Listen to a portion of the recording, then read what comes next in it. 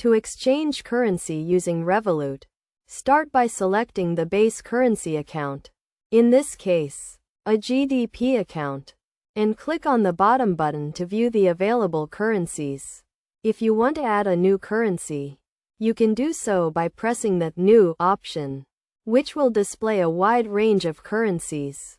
To initiate an exchange, simply click on the Exchange button, where you can view the current exchange rate, which is very close to the market rate.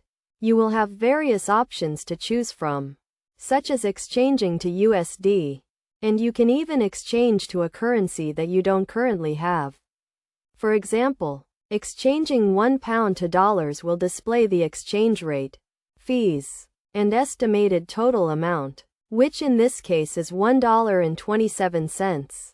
To complete the exchange, just press the Sell GDP for USD button, and the transaction will be executed.